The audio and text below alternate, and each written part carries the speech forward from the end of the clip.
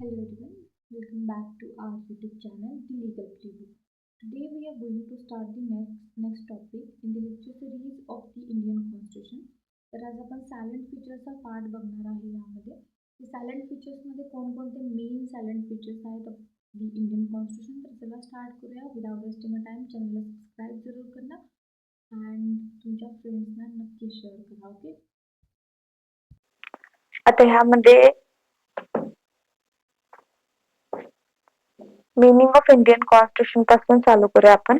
Meaning of Indian constitution. तर सगळ्यात पहिला मिनिंग मध्ये कुठला पॉइंट घेणार आपण ऑलरेडी कव्हर केलेला आहे पॉइंट मिनिंग तोच येणार.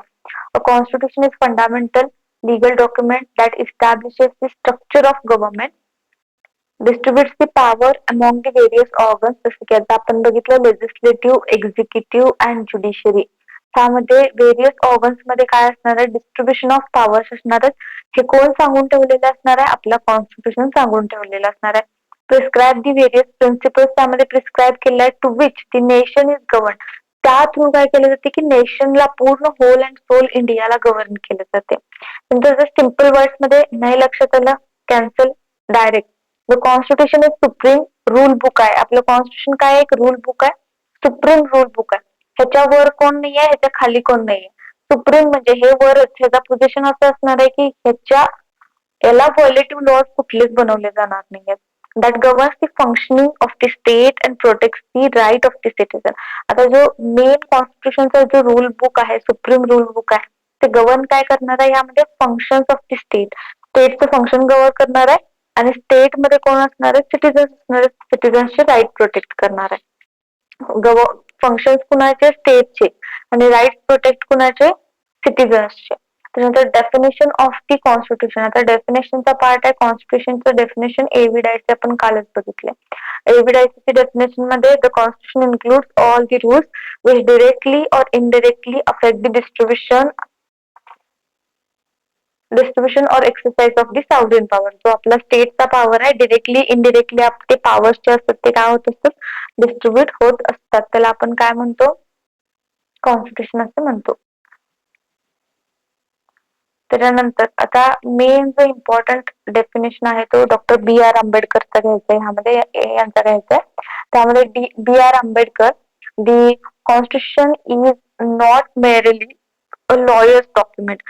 कॉन्स्टिट्यूशन हा फक्त काही लॉयर्सचा डॉक्युमेंट नाही आहे, it is an vehicle of an life.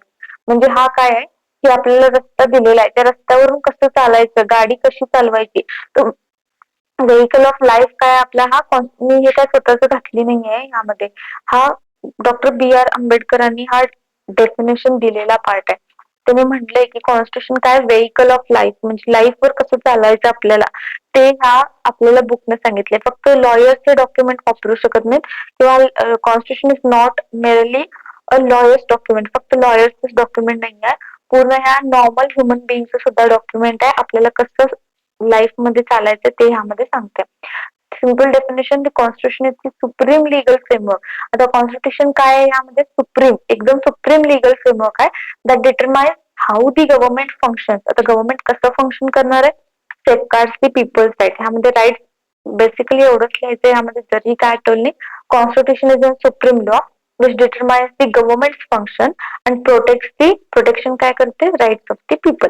त्याच्यानंतर कन्सेप्ट ऑफ इंडियन कॉन्स्टिट्यूशन, काल आपण सगळं कन्सेप्ट बघितले. कन्सेप्ट ऑफ इंडियन कॉन्स्टिट्यूशन मध्ये basically the Indian constitution based upon कशावर बेस्ड आहे, justice, liberty, equality, fraternity, democracy, rule of law, federalism, secularism, socialism, parliamentary government, welfare state, हे सगळे आपल्याला काल झालेले ते पॉइंट.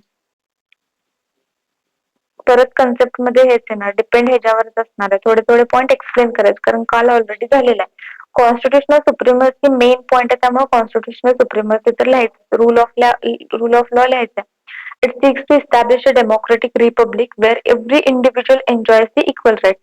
तर प्रत्येक इंडिव्हिज्युअलला काय असणार आहे, ते इक्वल राईट्स असणार आहेत. No one is more and less before the law, irrespective of the religion, caste, sex, place of birth. त्यामध्ये प्लेस ऑफ बर्थ पण इन्क्लूड करा. Place of birth, language and religion, हा मेन पार्ट आहे. Okay. त्याच्यानंतर next,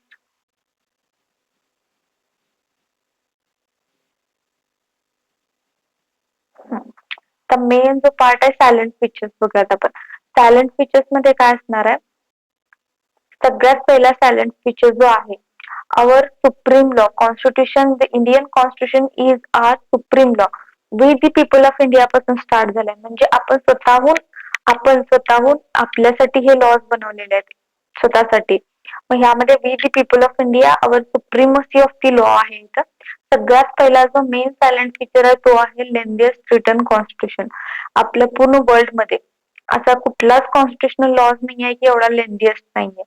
आपलाच lodge लेंदिएस्ट आहे. त्यामध्ये originally 470 articles, 25 parts आणि 12 शेड्यूल्स आहेत त्यामध्ये. त्याच्यानंतर सेकंड मध्ये drawn from the various sources. Already आपण कव्हर केले कुठले कुठले सोर्सेस कशापासून घेतलेले आहेत ते. व्हेरियस सोर्सेस, कुठले पण सोर्सेस आपण बघितले, काल स्टोरी तयार केल्यात त्यापैकी जेवढ्या आठवतील तेवढ्या स्टोरीज यामध्ये लिहायच्या. त्यानंतर थर्ड पॉइंट आहे sovereign socialist secular Republic democratic.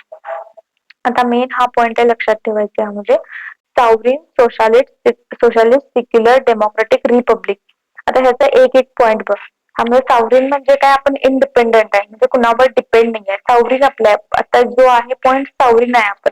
ह्यामध्ये सॉव्हरीन मध्ये झाला इंडिपेंडंट आहे, does not depend on another country. त्यानंतर सेकंड आहे सोशलिस्ट, म्हणजे सोशलिस्ट मध्ये काय आहे, सोशलिस्ट मध्ये आपले सोसायटीमध्ये social and economic justice for everyone आहे.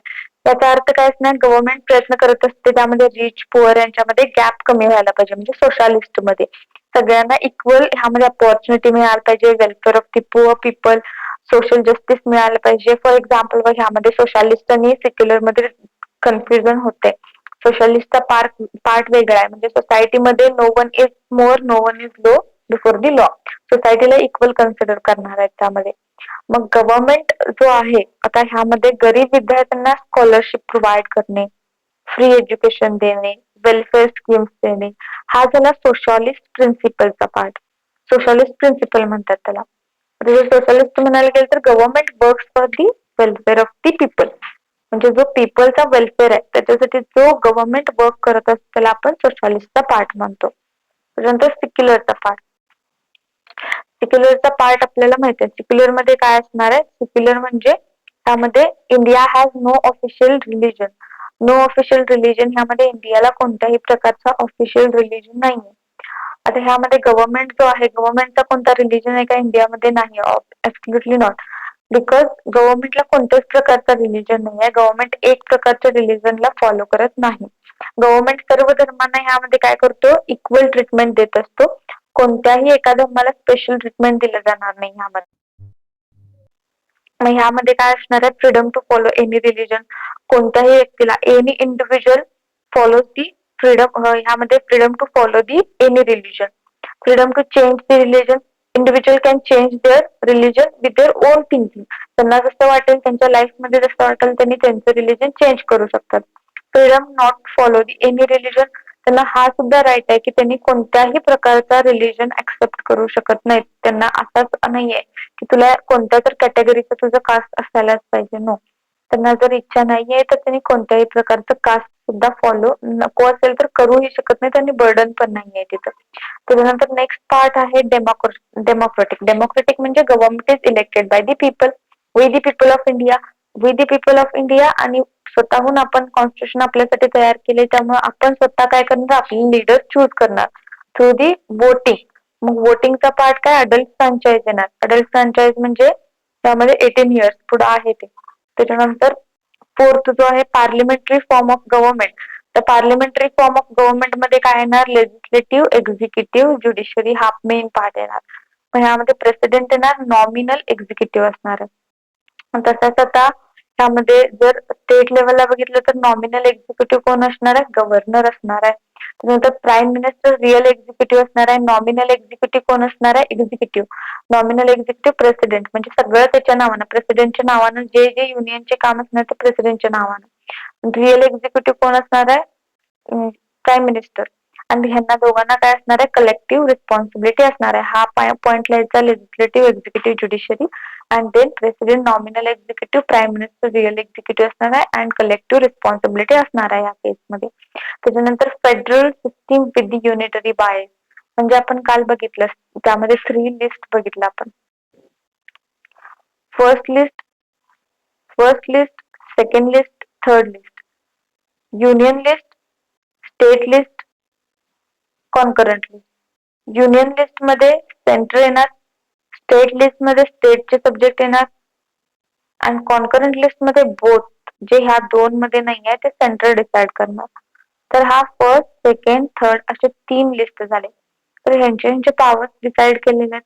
मग आता युनिटरी बायस का पॉइंट म्हणलाय, कारण थर्ड लिस्ट मध्ये जे फॉलोअप होणार आहे, ह्यामध्ये फॉल करणार आहे ते युनिटरी म्हणजे सेंटर डिसाइड करणार आहे ह्यामध्ये. ओके, सिस्टीम मध्ये काय असणार आहे, ड्युअल गव्हर्नमेंट सिस्टीम असणार आहे. ड्युअल गव्हर्नमेंट माहिती आहे आपल्याला. त्याच्यानंतर सेंटर आणि स्टेट, ड्युअल गव्हर्नमेंट सिस्टीम त्यालाच आपण म्हणतो. लाईक एक्सप्लेनेशन, स्ट्रॉंग सेंटर आहे, जसे की आता आपण बघितलं सेंटरला जास्त पॉवर्स आहेत.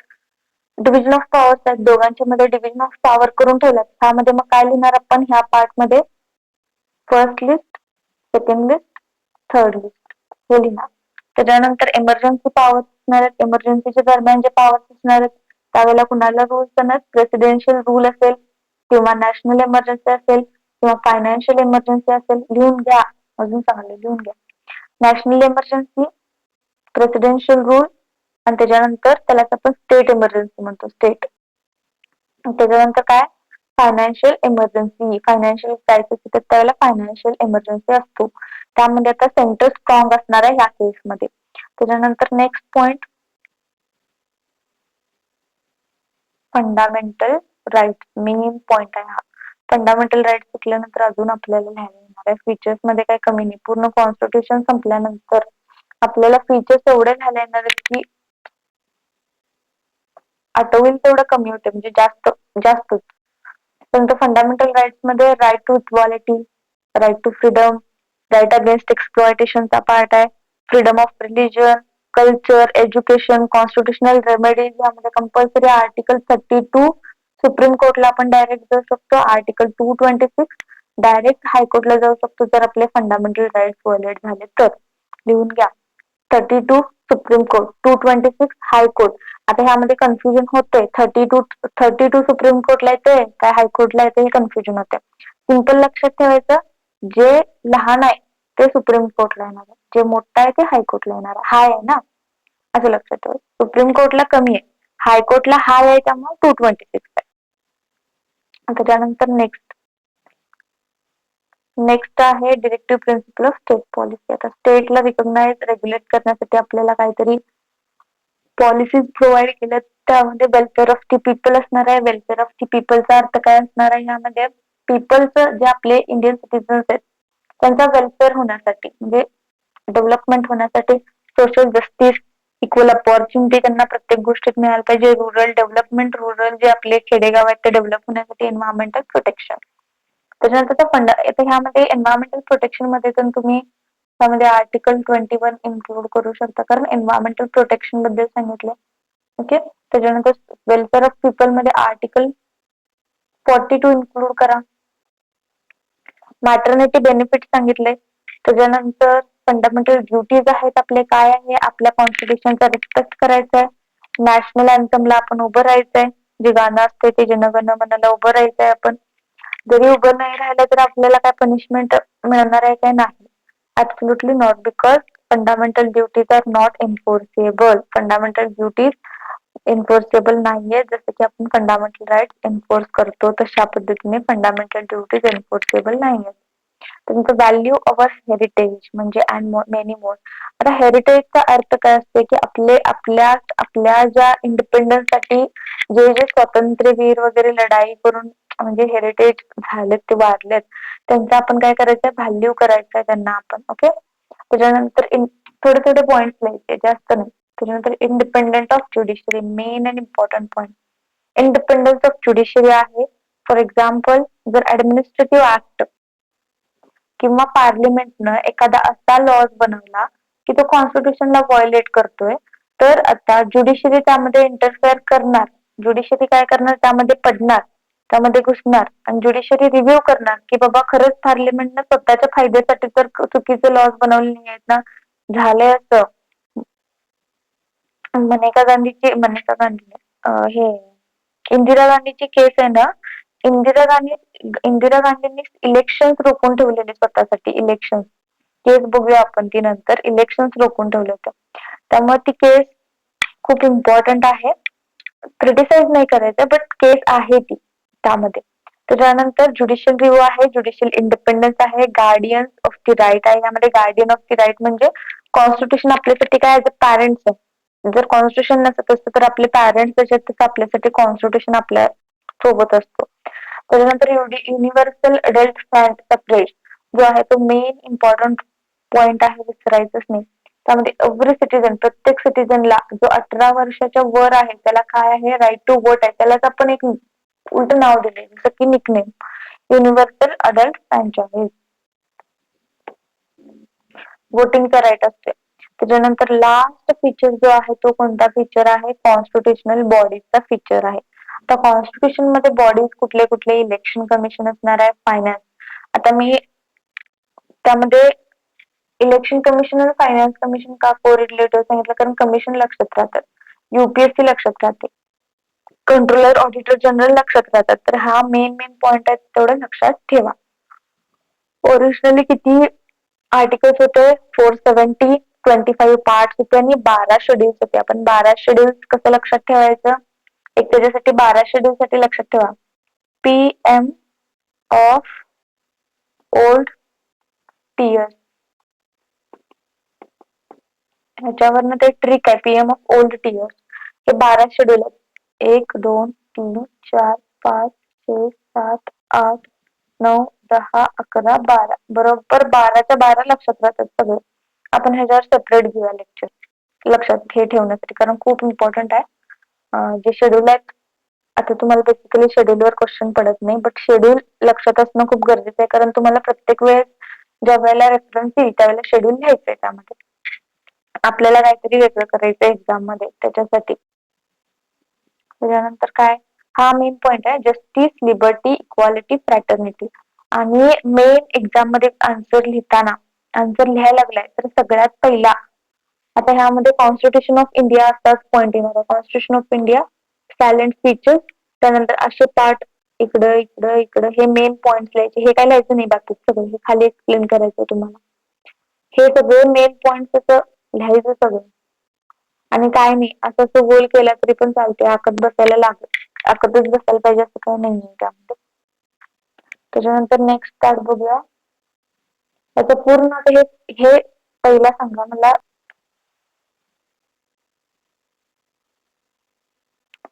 आता बेसिक स्ट्रक्चर डॉक्टरीन मध्ये काय असणार आहे, की बेसिक स्ट्रक्चर डॉक्टर म्हणजे कुठले पण लॉज जर बनवायचे असतील तर कोण बनवणार, त्यामध्ये पार्लिमेंट बनवणार. लॉज कोण बनवणार आहे, पार्लिमेंट बनवणार आहे.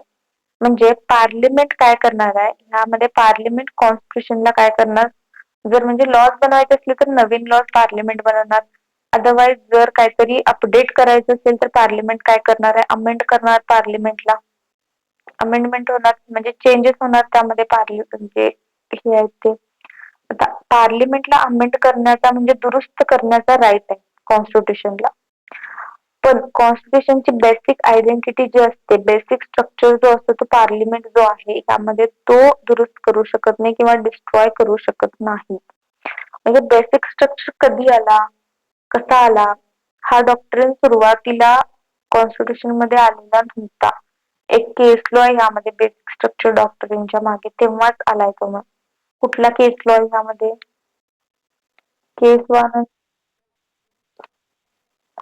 Keshavananda Bharati versus state of केरलाची केस आहे ह्यामध्ये. ह्यामध्ये ही केस लक्षात ठेवायचं. ह्या केस मध्ये काय झालं, ही केस जी आहे ते 100 एकर जमीन होती, एक मठची. 100 एकर जमीन एक मठची होती, आणि ते केशवानंद जे होते ते त्या मठला रेग्युलाइज करत होते, रेग्युलर म्हणजे करत होते, रेग्युलेशन पण करत होते त्या मठला. तर काय झालं की गव्हर्नमेंटने एक रूल्स काढलं, जमीन जे 100 एकर जमीन आहे, जास्त जमीन आहे, ते एवढे जमिनी ठेवून घेऊ शकत नाही, ते अक्वायर करायचे. गव्हर्नमेंट ते रूल्स बनवले आणि ती जमीन अक्वायर करून घेतली त्यावेळेस. मग त्याच्यानंतर हे बेसिक स्ट्रक्चर डॉक्ट्रिन आलं, कारण त्यावेळेस जे राईट टू प्रॉपर्टी आहे हे फंडामेंटल राईट होतं आर्टिकल 19F मध्ये.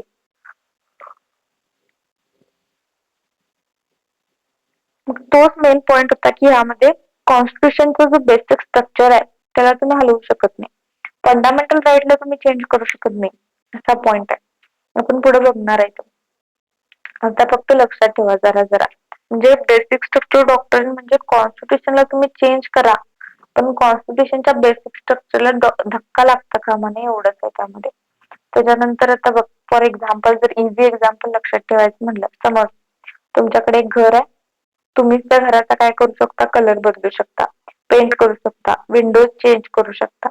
पण जर त्यामध्ये फाउंडेशन जर काढून टाकलं तुम्ही, फाउंडेशन मेन फाउंडेशन जो असतो ना पाया खालचा, तेच काढून टाकला तर काय होणार आहे, पूर्ण घरच ढासळणार आहे ना.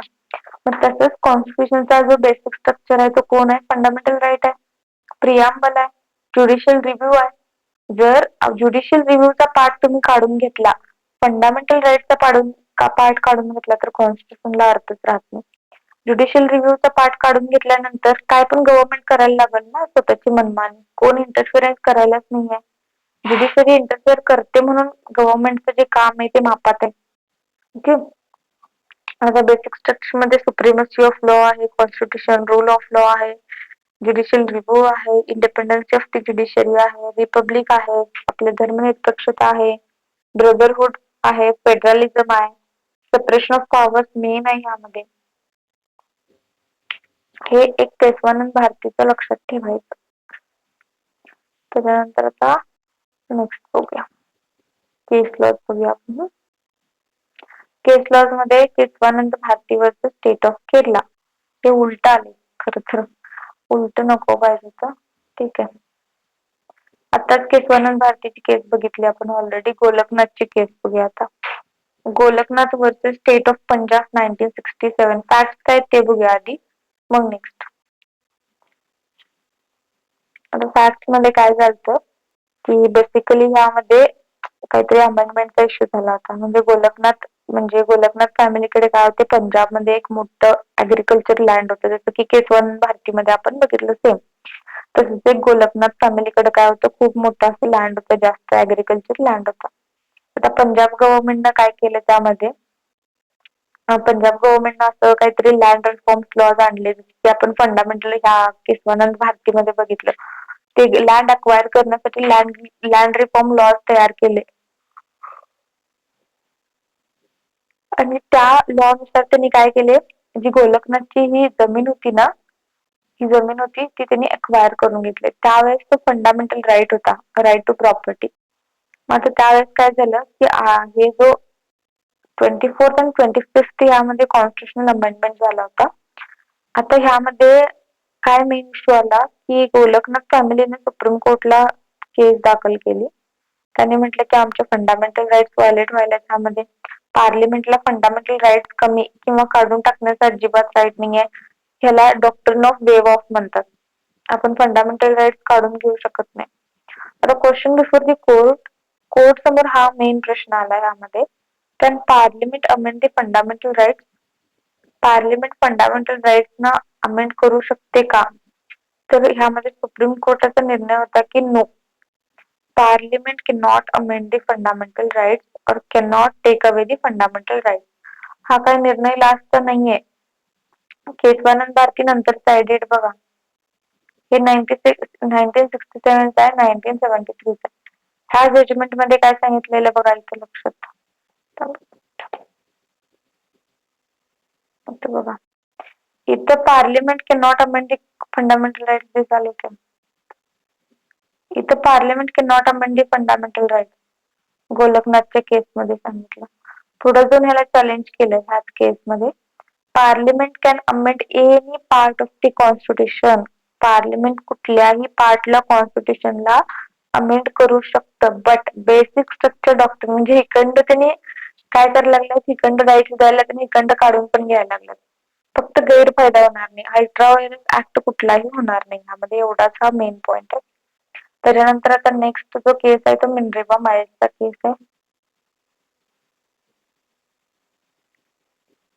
हे दोन्ही केसेस जे आहेत ते सेमच आहेत, जवळपास लँड रिलेटेड आहेत. जास्त जमीन होती एक्वायर करण्यासाठी गव्हर्नमेंटने लॉज बनवले, पट्टीशी लॉज बनवून काय केले, त्यांचे लँड जे आहेत ते एक्वायर करण्यासाठी लॉज बनवले. दोन्हीमध्ये वेगवेगळं सांगितलंय. गोलकनाथ मध्ये काय सांगितलं, पार्लिमेंट अमेंड करू शकत नाही फंडामेंटल राईट्स ना. केशवानंद भारतीमध्ये सांगितलं अमेंड करू शकते, बट बेसिक स्ट्रक्चर डॉक्टरीनला हलवायचं नाही. Minerva miles limited versus union of India 1980 ची जी केस आहे, फॅक्ट बघूया. त्यामध्ये काय झालं, fundamental rights CPSP main issue होता यामध्ये, की या म्हणजे हे जो काय म्हणतात, केशवानंद भारती झाल्यानंतर हे मेन इम्पॉर्टंट केस आहे हा. ह्या अमेंडमेंट मध्ये आता हे 42nd अमेंडमेंट थ्रू ह्यामध्ये ऍड केलं होतं हे.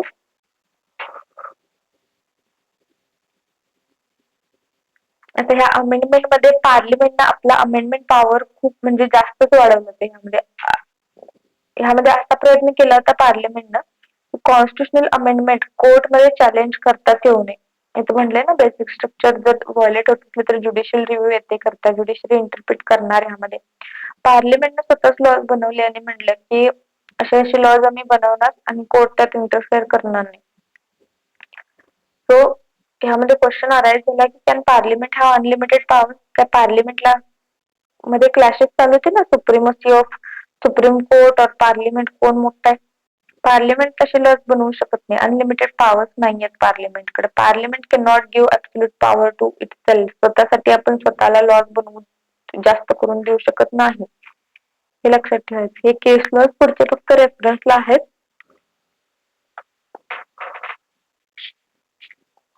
शहाबानूची एक शायरा बानूची केस बघायची. शायरा बानूच्या केसमध्ये काय झालं होतं, ट्रिपल तलाकची केस आहे. तलाक तलाक तलाक तर असं जे इक्वालिटी अँड डिग्निटीचा पार्ट आहे तो काय फंडामेंटल राईट्स व्हायोलेट झालाय, येस झालाय. तर त्यामध्ये हा जो शायरा बानूचा केस आहे, तर ह्यावेळेस डायरेक्ट सुप्रीम कोर्टला जाण्याचा राईट होता. तर हा जो ट्रिपल तलाक होता हे अनकॉन्स्टिट्युशनल डिक्लेअर केले शायरा बानू versus union of India. Shayara Bano versus union of India केस वेगळा आहे, Shahbano versus union of India केस वेगळा आहे. हक मूवी बघा, हक मूवी सेम सगळं दिलेलं आहे.